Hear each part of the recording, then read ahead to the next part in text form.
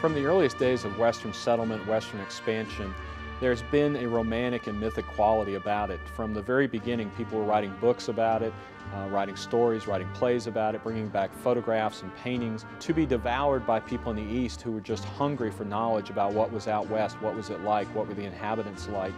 They just loved the stories and the adventure of the whole thing, and that holds true today. You know, it's quite interesting because people laugh. They say, why do you have a Western Art Museum in Cartersville, Georgia? And it was a foundation who had a collection of Western art, and they wanted to share their art with the community. And instead of moving it out west, why not start the West right here in Cartersville? And it has become the second largest art museum in the state of Georgia. It opened in August of 2003. And our goal is for folks to come in and really understand a little bit more about the Western experience and also to appreciate the supreme talent of the artists who are on exhibit. We do have some older pieces, Civil War, presidential memorabilia, Western illustration, Western movie posters, but really our primary collecting focus is on contemporary Western art. Most of the artwork I do is cowboy art. Still, I didn't quite know what to expect before I got here today because it isn't in a mainstream location for a cowboy Western art museum.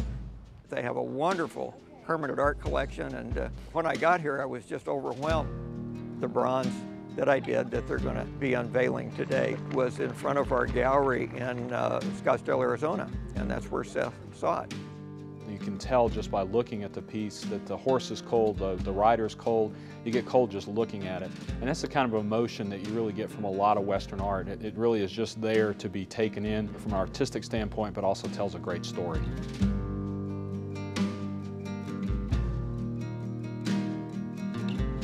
I think it's a part of history that people will always relate to.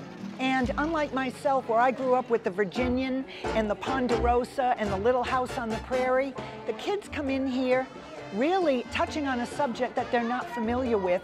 And so because of that, they're little sponges, and they will learn a lot from everything we have to offer here. Right here.